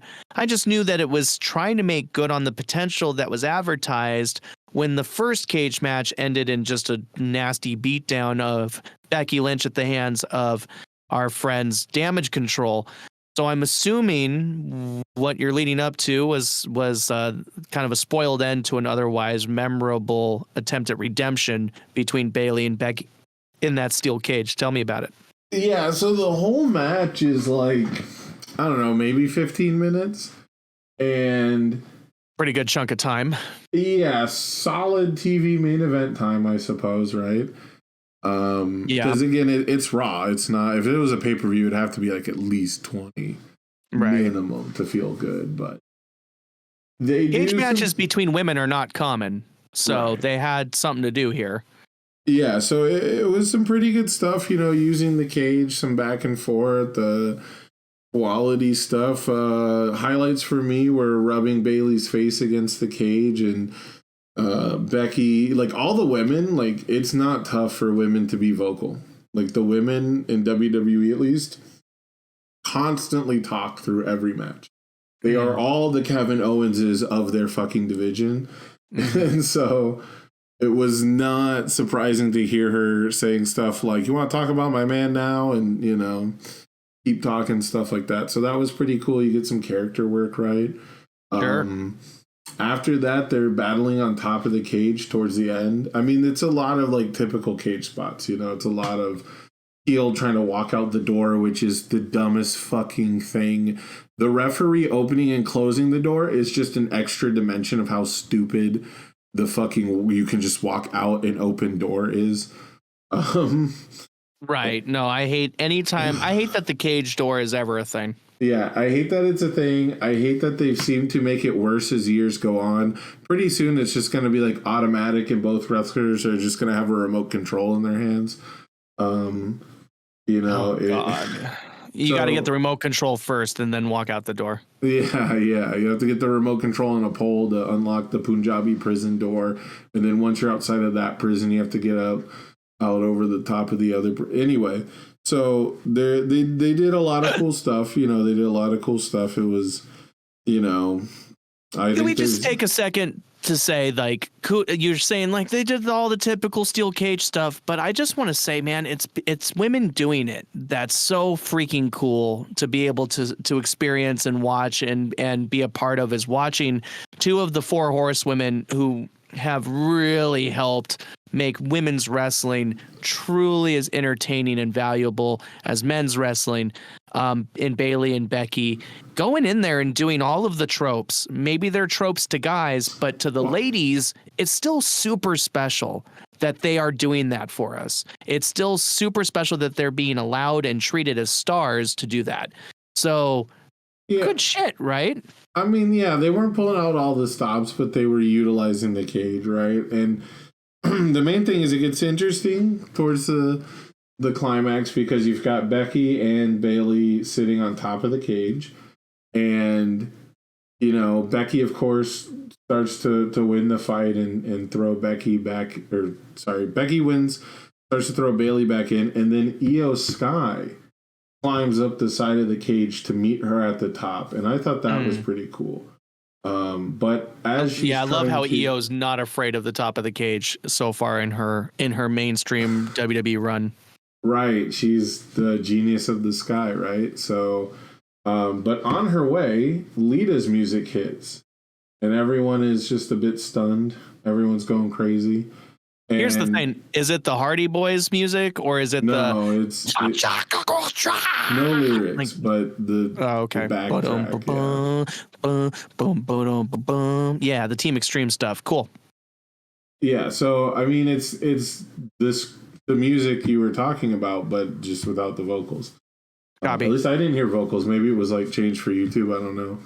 Okay. Maybe it was changed for like what I was watching it on. But point is that she goes out there and she pulls Io off the cage. She was about to climb up there with her. I think she thought better of it at the end. You know, it's a little improvised, but at first I thought she was going to climb up there, like fucking Lita Karana her off the side of the cage like she did when Christian was trying to climb back in the cage to help his brother Edge. And I was about to pop really hard, but she just kind of pulls her off, you know, and Io takes a sick bump, and she's fighting off the Dakota Kai and hitting people with Dakota Kai's knee brace? No, it's the thing you used to walk. I can't crutch. She's in her with the crutch. Oh, she's smacking bitches with crutches, you know. And then, of course, Bayley has been winning at this point because of her stupid interference. And she goes to stick her head out the door to yell at Lita. So, of course, what does Lita do? She slams the cage door on her ass. A cage door that should have never been opened in the first place. Oh, Bayley, way to follow in so many's footsteps. Of course, doors close. And she just gets rolled up. She gets hit in the head with the door, and then she gets rolled up. 1, 2, 3. It's a win for old Becky Lynch.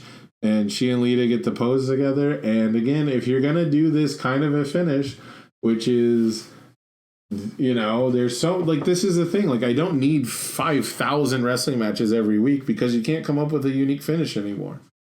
So like, Right. you can't come up with something new. Like, I don't need it. I wish that Bailey had been knocked dead by that door. You know, instead of a fluke roll up based off of that hit, Yeah. then knock her out. Just knock her out if that's what we're putting over. Too bad that it had to be, kind of fluky, but I respect that it was one of the highlights of wrestling for you, being a huge fan of Lita. I guess what I have to ask, so that we're doing our gig a little bit, what do you think this is building to? Because it sparks an idea in my mind, especially for WrestleMania, but maybe you are already thinking a couple steps ahead of me. It certainly is not a feud ender, which is one of the big taboos around modern day cage matches, is that cage matches used to be the blood feud ender. I remember watching, I know it was Magnum TA, and I want to say Tully Blanchard in a cage match from like the fucking 80s or 70s. Yeah, it had to have been. Huh? Oh, I was just saying it had to have been that long ago. Yeah.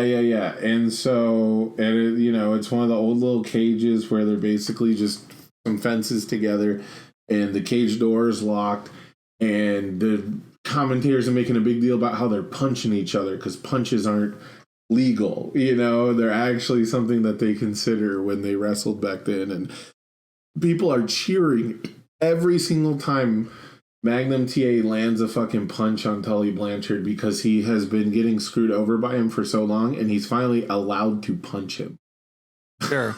People are actually like grasping that nuance of wrestling storytelling a little bit. Shrilling screams from women every time he lands a punch. And at one point he's got him like he's in the sitting position and he's holding him by the hair, what little hair he's got. I don't know if he even had the hair, but he's holding his head and just delivering like the slowest punches. They don't look great, but people are losing their fucking mind. And at one point, a wooden chair gets tossed into the ring, and Tully hits him with the wooden chair and it splinters.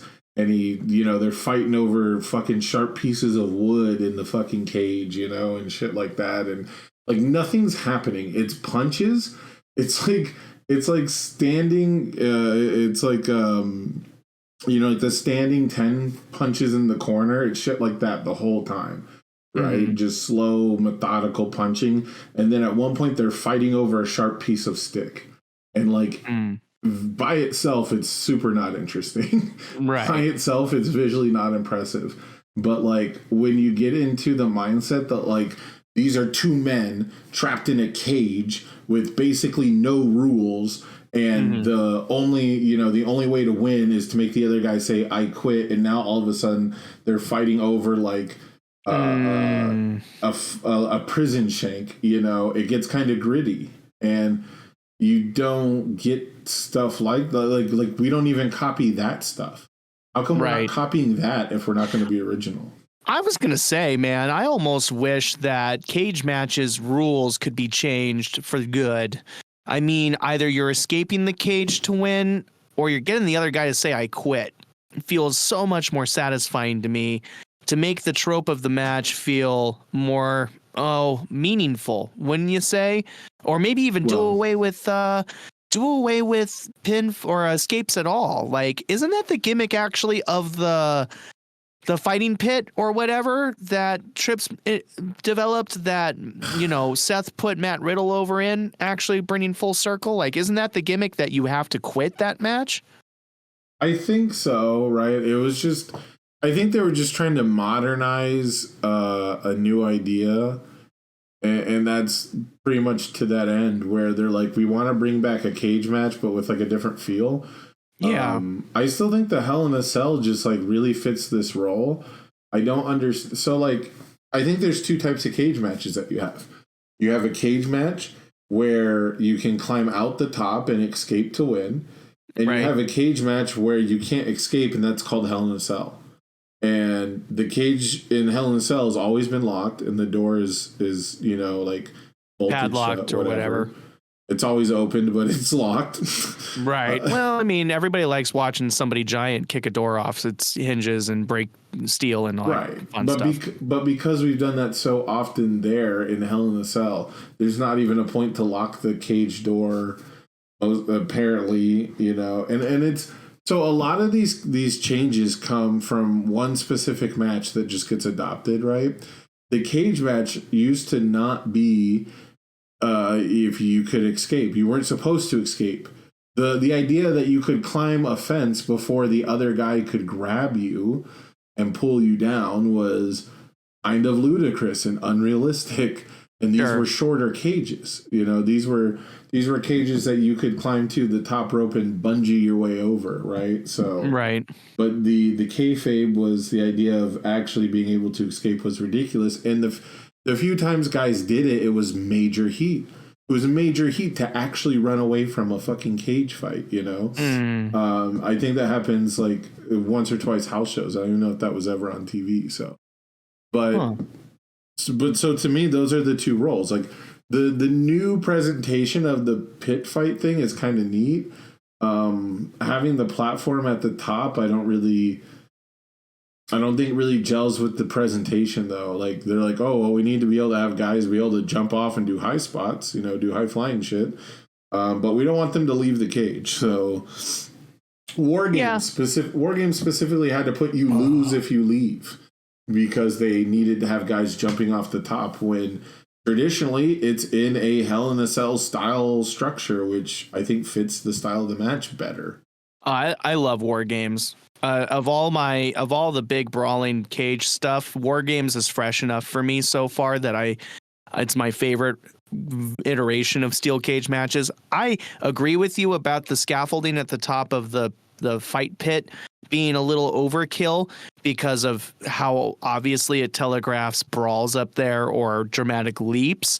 But I mean, the rim of the standard cage kind of does that now anyway, as does the roof of the Hell in a Cell. It has that allure too. It's almost like once you've introduced it, unfortunately, the fans are going to have that potential in their head. And oftentimes these days, I mean, I don't know about you, but when we were kids especially, I felt like every time I watched a Hell in a Cell match, I'm just waiting for it to hit the roof. And if it didn't, I was like, well, okay, well, whatever. It was good, but, I want a roof play. You know what I mean? So I started watching pretty much around the same time you did, but I felt like it was pretty rare for that one stretch. I felt like the ones with like Triple H and Kevin Nash and agreed, Randy Orton, Batista, Undertaker, like those were like the one stretch in the Ruthless Aggression era where they were like, okay, maybe we shouldn't climb to the top, and then right. Then they I agree with you. Going back up there, and then they start going up there before the match even starts. Yeah, which I think is technically smarter, but they definitely brought back the focus on that kind of thing. And now it's almost kind of tough to imagine a Hell in a Cell match where they're not doing some chicanery on the walls of that structure or on the roof. Can I give you a hot take really quick? I'll be ready. They should have retired the Hell in a Cell match after the Mankind Undertaker one. I'm going to give that long ago. I was going to say, okay. I mean, no. Yes, 100%. They should have retired it under the kayfabe idea that it's actually too dangerous because you're never going to top that one. You're never, and then there's no wrestling. There's no wrestling. It's all spectacle. And you're never going to top a guy being thrown off the sumbitch, getting back up, climbing back up there and saying, fuck you, I'm not done. And then he goes through the motherfucker, down through the ring, and it's just, there's no reason to keep doing it. Just go back to doing cage matches. The match itself definitely was broken by it, and I get what you mean that it should have been retired, altered in some way, done away with completely. Like, I respect that that's where you're coming from. I was thinking you were bringing up that it should have been the end of Hell in a Cell matches when they did the end of the era version at WrestleMania, where Undertaker, Shawn, and Triple H walk out at the same time. That, I think, could have been quite apropos, if that's the correct use of the phrase. But I mean, they especially are on the right track by limiting Hell in a Cell matches to, blood feud sign-offs at this point. Getting away from having the Hell in a Cell PPE or PLE or whatever. I could do a whole podcast on cage matches, and I would love to do that deep dive. And we are almost out of time, so I would like to shelf it only because I have very strong opinions about cage matches, and I would love to deep dive it on its own episode. Next week, if that's what you guys want to hear, put that in the comments, and we will absolutely do that next week. Because Warren, a lot of my ideas on cage matches, but it would take more than 10 minutes to explain them. Yeah, no, I agree. It would be really fun to dissect the various cage formats and which ones have held the test of time, and maybe even how they can refresh what I think is a fairly stale match type, especially in the standard cage match, into a place where it matters again. Maybe that's what they're trying to do with the fight pit, but we already went down that track this week. Let's go down it a different time. But I did want to say, because we were leading up to this, if you don't mind, may I make a prediction for where this is going between Damage Control, Lita, and now Becky? Yeah, absolutely. I think that, and I'm just going to jump right on the opportunity before we say goodnight, guys. I think we're going to see one more piece added to the Becky and Lita group so that we can 6-woman tag. So we can do a 6-woman tag. Maybe with the Undertaker. You got it. Perfect choice. The Undertaker versus teams up with Becky. That's been scheduled for Lita. One Fall Podcast. Good night, everybody. Bye. Good night, everybody. No. Do you know who I'm thinking would join this group and make this happen for a WrestleMania 6-woman tag team match? Because I think WrestleMania would be a more appropriate location for it. Well, I guess the easy answer is to go another legend, which would be Trish Stratus. But yeah, that's what I'm thinking is going to happen. Not to be too uncreative, but I think that's what's going to happen. But instead, they should do Piper Niven, so it can be like the UK versus, well, I guess Japan and Oceania. I mean, Team Pacific Island or Pacific Oceaners, because Becky's from San Jose. Yeah. Yeah, Team I Pacific don't think Ocean that's versus the thread that connects, but I respect the effort that you just used to cobble that together, but we'll have to see. I'm surprised I got that close. That's actually not the worst stretch. I mean, Amy Dumas is Latin, isn't she? You fucking got me, bro. Okay, we'll I wasn't reading the articles in those WWE magazines. Do you guys think this is building up to a Damage Control versus Becky, Trish, Lita match, either at Elimination Chamber or at WrestleMania? Or is this actually a full-blown reboot for Lita? Will we get more than just 1 or 2 matches out of her? I would be really, really curious. But put your answers down in the comments. Let us know what you're thinking and what you'd like us to break down on our next episode of Scheduled for One Fall. This was a really fun, fluid convo this week. I had a great time. We didn't have a ton of structure for you, and I feel like hopefully we kept you engaged with our breakdown of this week's wrestling reports. What do you feel, Sam? Anything else worth chiming in on? No, I think we covered it, right? It's still, life is a blur, right? We've got so much stuff going on that getting any time to wrestling is really cool, but I guess what I would want to do is ask people, give us recommendations. It can be a match, it can be a segment, it can be a promo, it can be anything. It could be a whole pay-per-view. Give us recommendations of things you guys want us to talk about, right? Anything you're curious about. Not that they care our opinions yet, but maybe they do. You never know. Maybe they do. But the main thing is give us recommendations on wrestling to watch, because it is very interesting to me what other people really love. Almost nobody, unless they're going for like a WrestleMania 19 or like some specific WrestleMania main event, or, like there's a few iconic choices. Like they could whip out like, Austin versus Bret Hart, double turn. Like there's a few really iconic things, but when you ask people, give me a wrestling recommendation, they will almost always give you something that you haven't watched in a long time, if ever, and not something you would ever recommend to other people. So, like, I would love to just get, like, a cycle of wrestling recommendations. And if it's current stuff, that's even better. Because I need help locating all of the best wrestling that's happening in 2023. And if I can get the comment section to help me out with it, I'd be so down. Yeah, thank you guys. Above all, though, if you're listening at this moment, thank you for giving us your weekly listening opportunity. We definitely value that you're here. Every listen matters. Give us that but like. Only if you click the like button. It doesn't matter if you don't engage. We would love to know you're there. Give us a like. Give us maybe just a little comment. Please feel free to make fun of either of us. I'm so ready to embrace the hate. I'm here for it. Let's talk wrestling together. Let's see what happens next week on Scheduled for One Fall. And Sam, this is a 3 count in my book. Yeah, I think we're done for the week. Till next time, everybody. Peace out.